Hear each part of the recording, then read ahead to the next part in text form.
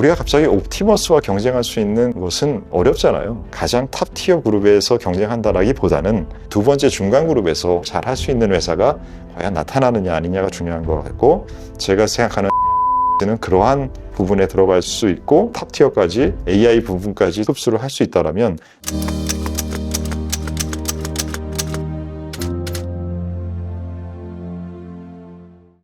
안녕하십니까. 오종태의 투자변법 오종태입니다. 올해 조금 국내에서 기회를 여러 가지를 찾아보자라는 말씀을 드리고 있는데, 그렇다면은 우리도 세상의 방향성과 어울리는 그러한 흐름들을 좀 찾아봐야겠죠. 그 점에서 로봇이라는 현상을 뺄 수가 없겠죠. 그래서 오늘 국내에 로봇 관련된 움직임을 한번 알아보도록 하겠습니다. 네, 오트님. 네. 저희가 작년도에는 뭐 글로벌 휴머노이드 로봇부터 해서 그렇죠. 여러 가지 뭐 테슬라의 로봇, 테슬라 얘기 많이 했죠. 이런 로봇들 얘기 많이 했는데요. 네. 국내로 따지면 사실 좀 아무래도 가전기구 이런 것들을 하고 있는 업체로서는 삼성, LG를 떠올릴 수밖에 없는데, 그렇죠. 제일 일상에 밀접한 로봇이라고 하면 사실 네. 청소. 그렇죠. 청소 로봇이죠. 청소 로봇이죠. 청소 로봇 한 번 써보신 분들은 뭐 아주 생활이 바뀌셨다 그러시던데요. 네, 3대 이모에 들어갈 만큼. 3대 이모나?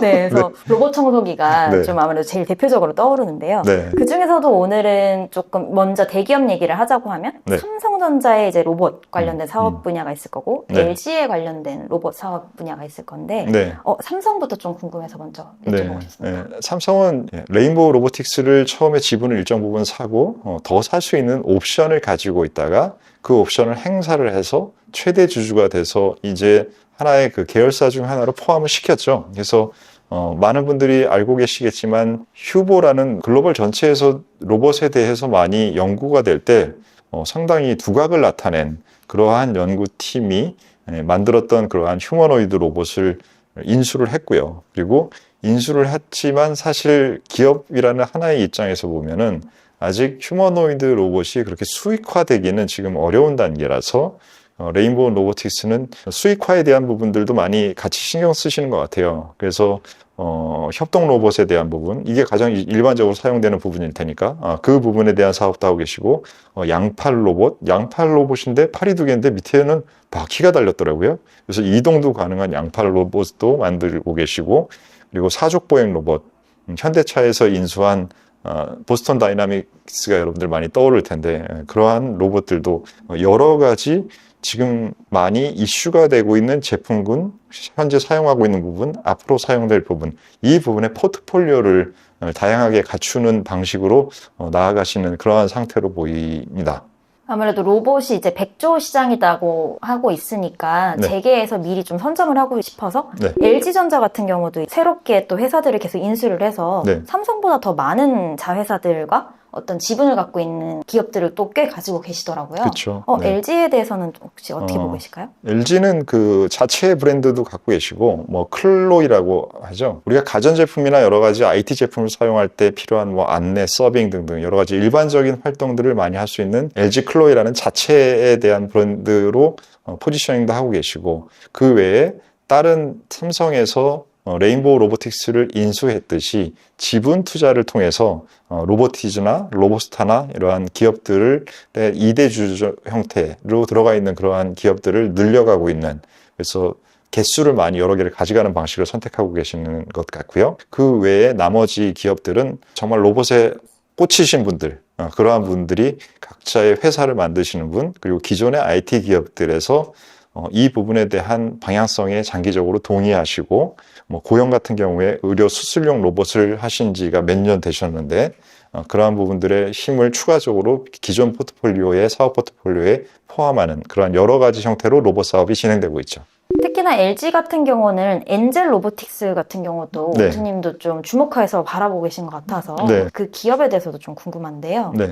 엔젤 로보틱스는 2대 주주로 LG에서 들어가 계시고, 포트폴리오에도 이제는 편입된 종목인데, 굉장히 그 의료라는 부분에 대해서 저는 포인트를 같이 엮었습니다. 왜 그러냐면, 전 세계에서 우리가 테슬라나 뭐 글로벌 1등 기업들을 얘기할 때 우리 사회랑 좀 다르잖아요. 가장 뛰어난 사람들이 테크 쪽에 많이 몰립니다. 근데 한국이라는 사회는 여러 가지 특수성과 상황으로 인해서 한국이 가장 뛰어난 사람들은 지금 현재 어디 갑니까? 의료 쪽으로 가시잖아요. 그래서 의료 쪽으로 간다라는 산업에 대한 방향과 이러한 지적 능력을 가지고 있는 사람들이 모여있다라는 부분과 글로벌 전체의 트렌드의 방향이 로봇 쪽으로 가야 된다라는 그 부분, 이 두 부분의 결합한 부분이 더 기회를 만드는 데는 저는 변수가 여러 개면 여러 개의 변수를 합쳐서 쓸 수 있는 방법을 사용하는 게 복잡계라는 방법에서는 훨씬 더 적합한 방법이기 때문에 그 픽에 적당한 대상이라는 관점으로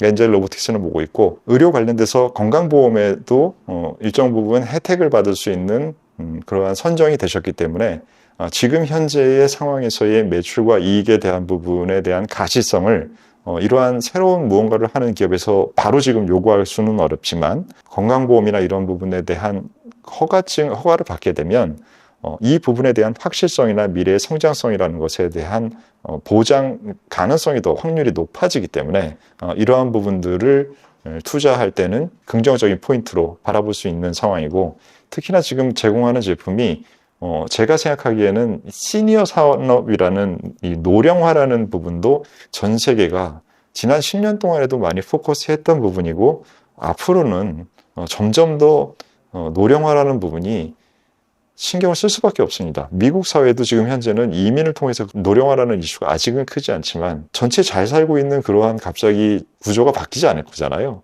소수의 사람들이 부자인데 그 부자인 분들이 오래 사신다라고 하면 그 오래 사는 부자들이 뭔가 생활을 편안하게 해줄 수 있는 그러한 기능들이 많이 필요하겠죠.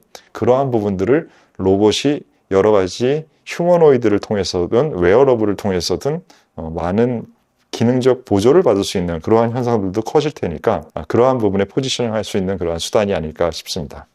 전년도에 아무래도 저희는 이제 AI에 주목해서 많이 조금 네. 기업들을 바라봤다면 네. 사실 몰랐는데 국내 대기업들이 전년도에 네. 로봇 기업들을 정말 많이 인수하고 네. 지분 투자도 했었고 IPO 같은 것들도 꽤 있었다고 얘기를 하더라고요. 그렇죠. 그래서 저희가 좀 올해는 그럼 좀 새롭게 주목해봐야 될 국내 기업이라던가 로봇과 관련된 산업 분야가 있다고 하면 어떤 걸 조금 봐야 될까요? 근데 이번에 CES에서도 많이 화두가 됐었습니다.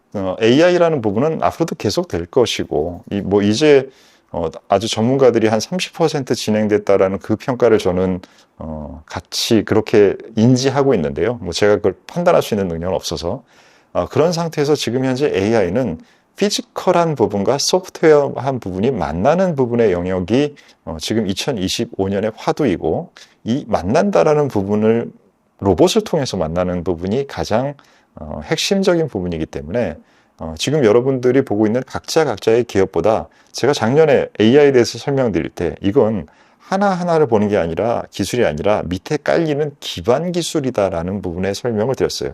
그러면 이 기반 기술이라는 것이 AI와 로봇이라는 것이 합쳐지는 현상에 있어서도 하드웨어와 소프트웨어라는 현상을 섞이는데 AI가 사이에 중심을 잡아준다라는 개념으로 계속적으로 가는 겁니다. 그렇기 때문에 어디 하나하나를 찾는 게 아니라 모든 현상에 이 현상은 기반 기술적으로 들어가야 될 것이고, 그 기반 기술 쪽에 대표적으로 로봇을 하는 회사들은 거기에 핵심적으로 노출도가 매우 높은 부분이 될 것이고, 예를 들어서 다른 부분의 산업에서도 그러한 기술을 쓴다고 하지만 기반에 깔리지만 그게 로봇 회사들만큼 비중이 높지는 않겠죠. 하지만 모든 부분이 다 피지컬과 소프트웨어적인 부분에 양쪽이 깔린다는 부분에서 하나하나를 찾는 것이 아니라 잘 적용할 수 있는 회사를 찾으셔야 될 것 같습니다. 이러한 기반 기술을 오랜 기간 동안 준비를 해온 회사들이 있을 거잖아요. 그래서 아까 기업들을 말씀드릴 때 고영이라는 회사가 오늘 주가가 상한가를 갔는데, 지금 IT에 대한 부분에 대한 평가도 좋아지시는 부분이 있을 것이고,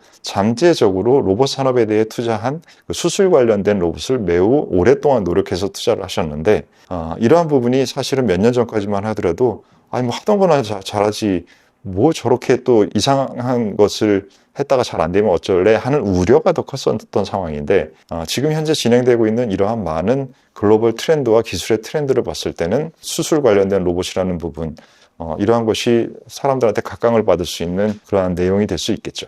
얼마 전에 저희가 이제 컨텐츠에서 다뤘었는데 네. AI 기술 분야로 봤을 때 한국의 그렇게 막 우위에 있진 않았어요. 그 기술력을 몇 점 만점에다 평가를 했을 때 로봇 같은 경우는 조금 어떨까요? 말씀드린 대로 로봇을 피지컬한 부분만 잘 만든다고 되는 것이 아니라 피지컬하게 잘 만든 로봇에 AI 기능이 제대로 잘 들어간 두 가지가 함께 있어야 글로벌에서 가장 의미 있는 그러한 위치에 갈 수 있을 것이라는 것이 지금 이제 모든 사람들의 전문가들이 방향을 제시하는 내용입니다. 우리가 갑자기 옵티머스와 경쟁할 수 있는 그러한 로봇을 바로 만들 수 있는 것은 어렵잖아요. 그게 피지컬하게 만들 수 있다 하더라도 지금 테슬라가 사용하고 있는 그러한 AI와 그 데이터의 힘을 갖고 있는 부분을 만들 수는 없잖아요. 그래서 한국에서는 제가 생각하기에는 그러한 가장 뛰어난 부분만이 아니라도 그 밑단의 정도의 복잡성이 조금 작은 그러한 일을 할 수 있는 로봇군,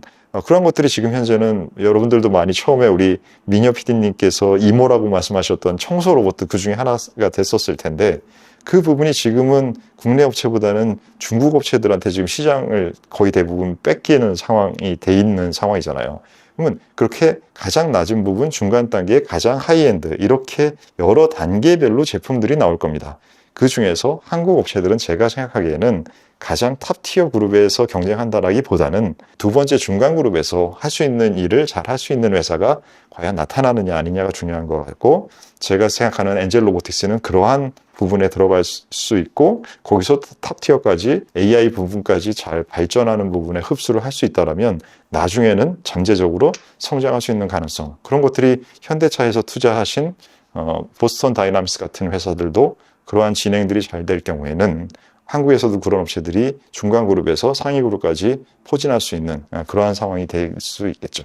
아무래도 한국이 왜 배달의 민족이라는 얘기가 네. 있는 것처럼, 그래서 저희가 배달, 물류 이런 네. 거에서는 조금 하루 만에 막 새벽 배송 오고 이런 그렇죠. 것들 있잖아요. 그래서 네. 물류 관련된 로봇 경쟁력은 좀 네. 뛰어날 것 같다는 예상치가 있는데 그건 혹시 어떨까요? 인간이 한 것과 로봇의 경쟁력을 비교하신 매우 창의적이신 그런 관점이신데, 제가 생각하기에 물류는 가장 중요한 부분은 로봇이 만들어낸 기능적인 차이별성보다는 제도적인 부분입니다. 그 제도가 로봇이 실제로 길을 다닐 수 있도록 허가를 해주느냐, 그 속도를 어떻게 하느냐, 시간대를 어떻게 하느냐 등등 여러 가지의 제도적인 부분이 잘 준비된 곳과 아닌 곳, 이렇게 차별성이 나타나는 것이지, 지금 현재 최근에 AI를 통해서 매우 로봇의 발전 속도가 빨라지고 있기 때문에 배달과 관련된 정도의 기능적인 차이는 많이 서로 좁혀질 것 같아요. 그래서 그 부분보다는 제도에 대한 관점으로 포커스하시면 좋을 것 같습니다. 근데 앞으로 우리 사회를 계속적으로 바꾸고, 옆에 이제 제가 언젠가 오투가 오투의 친구 로봇입니다라고 하면서 같이 여러분께 방송을 하는 날이 있을 수도 있을 것 같아요. 네, 그렇기 때문에 지속적인 관심이 가야 되는 부분이 필요한 산업에는 우리가 항상 꾸준한 그러한 관점을 넣어야 될 것이고, 사이에 분명히 변동폭은 있을 겁니다. 왜냐하면 새로운 기술이고, 새로운 기술이 아직은 자리 잡지 않은 상태에서 움직이기 때문에 이러한 부분들에 대해서 투자해서 접근하실 때는 항상 말씀드리지만 비중에 대한 관리가 매우 중요합니다. 그래서 이 산업에 대한 판단만큼 비중에 대한 부분의 조율을 두 가지를 잘 하시면서 잘 접근하시기를 기원드리겠습니다. 네, 오늘의 전략회의는 여기서 마치겠습니다. 감사합니다.